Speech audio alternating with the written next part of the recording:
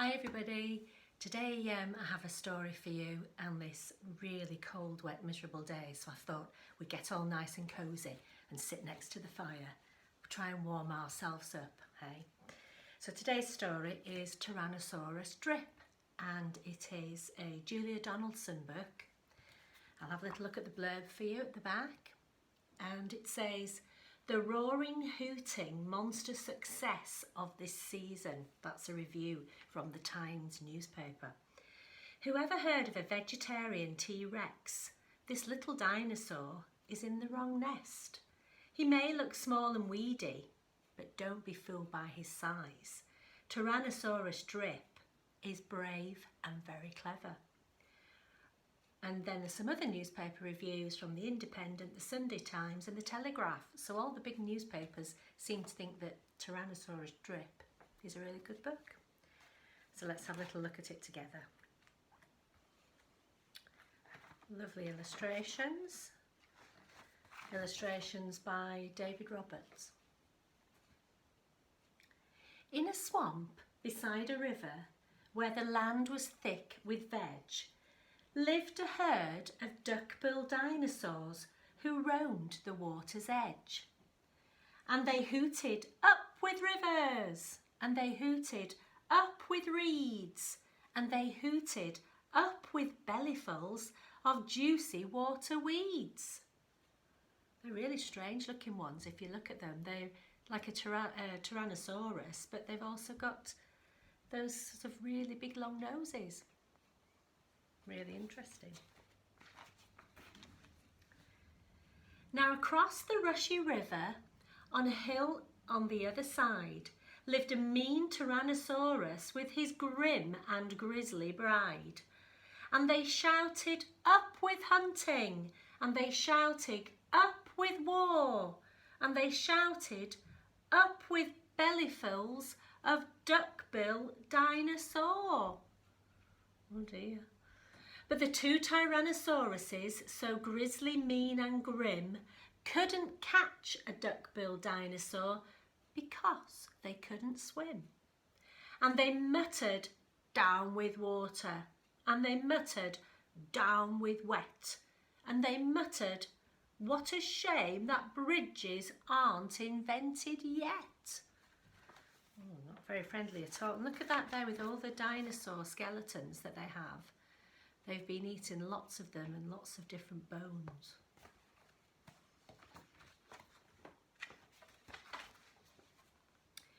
Now a little oh, that is a tricky one, children. Now a little Compsognathus, it says, I think. But for short, we'll call her Comp. That'll do me. Found a duckbill egg and stole it from a nest beside the swamp. And she swam with it, and she ran with it, and she murmured, "Clever me!" And won't the baby Comps be thrilled with duckbill egg? I wonder if it's going to rhyme. For tea. I thought it might rhyme. Can you hear the rhyming lines in this book? There's lots of them. She dropped the egg in terror and went running for her life from the mean Tyrannosaurus and his grim and grisly wife. And the duckbill egg went rolling, and at last it came to rest in all of the unlikely places, the Tyrannosaurus nest. Now the mother T had great big jaws and great enormous legs, but her brain was rather little, and she couldn't count all her eggs. And she sang, "Hatch out my terrors with your scaly little tails, and your spiky little toothies, and your scary little nails."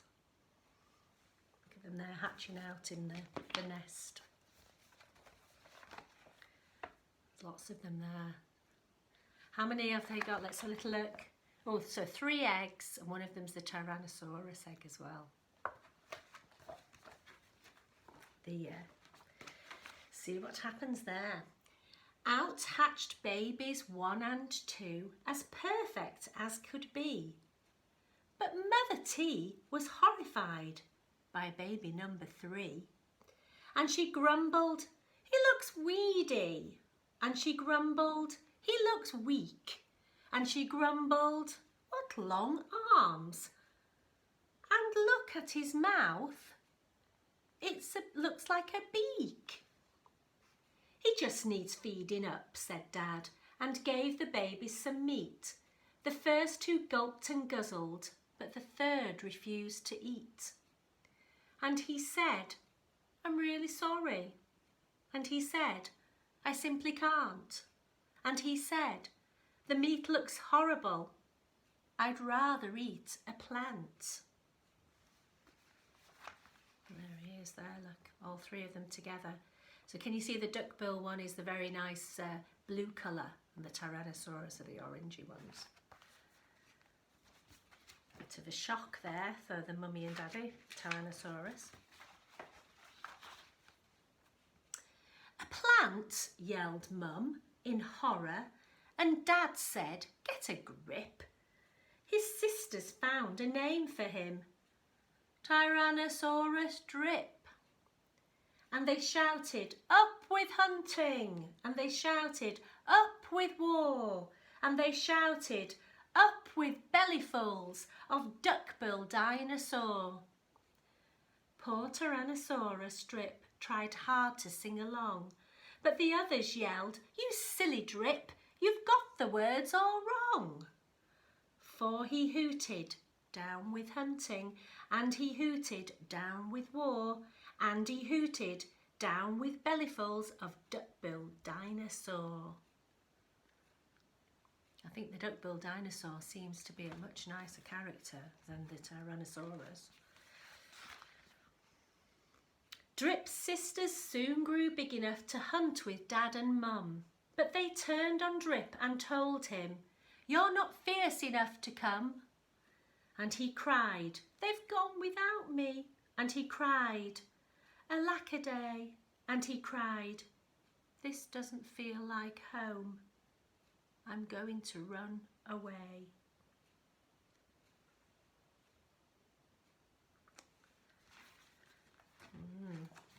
I think I'd run away if I was him as well. So he ran off to the river, where he saw a lovely sight. A herd of duckbill dinosaurs all hooting with delight. And they hooted, "Up with rivers!" And they hooted, "Up with reeds!" And they hooted, "Up with bellyfuls of juicy water weeds." And he stood there on the bank. A sudden urge took hold of him, and he jumped into the water and discovered he could swim. And the duckbills came to greet him by the rushy river's edge, and they hooted, "Nice to see you!" And they hooted, "Have some veg!" Looks much happier now, doesn't he? Much different in the way he's feeling now. He's found his right home. And Drip, who was delighted that they hadn't run away, ate bellyfuls of water weeds and played with them all day. Then he gazed into the river and he asked them, "Who, oh who, is that creature in the water?" And they laughed and they said, "It's you." He just doesn't recognise himself at all, does he? Probably the first time he's ever been in the water. That night the lightning crackled and a storm blew down a tree and it fell across the river, and the T's cried out, "Yippee!" And they shouted, "Up with hunting!" And they shouted, "Up with war!" And they shouted, "Up with bellyfuls of duckbill dinosaur." Look at the difference in the settings. This side here, things seem a lot brighter and fresher, and this side just seems that things are just not right at all. It's just not a nice environment to be in. Drip's sisters stepped onto the bridge, but then began to frown, for there in front of them stood Drip, who yelled, "Look out! Look down!" and they looked into the water, and they each let out a yelp, and one cried, "Water monsters," as the other one cried, "Help!"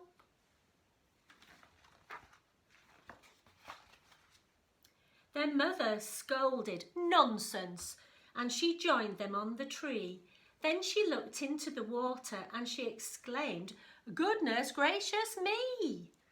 The three of them stood trembling, and Dad said, "Get a grip. You're all of you as drippy as Tyrannosaurus Drip." He stood onto the bridge and scoffed, "I bet there's nothing there." Then he looked into the water and he jumped into the air. Can you see the reflection in the water? It's making it look as if there's a real monster underneath there. So he's not as fearsome as he thought. And how the duckbills hooted when he landed with a crash, and the tree bridge broke, and 4 Tyrannosauruses went splash.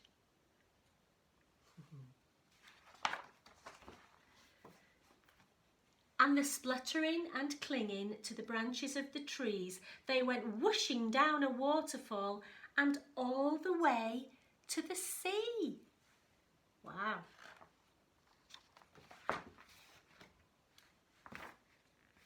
And the duckbills hooted happily. They hooted, "Hip, hip, hooray," for the heroic one and only Duckbill Drip. Oh, there he is, with his right family now, back in his right place where he should be. Brilliant, what a good book. It's a Tyrannosaurus Drip, if you fancy reading that one. Or if you have it at home already, you may know the story. That's the first time for me. So brilliant, Julia Donaldson, really enjoyed that. Hope you did too, and hopefully next time when I read you a story, we'll have a nicer, brighter day, not so cold with our fire on today. All right, everybody, you take care, and I will see you very soon with another assembly or another story. Take care, bye for now.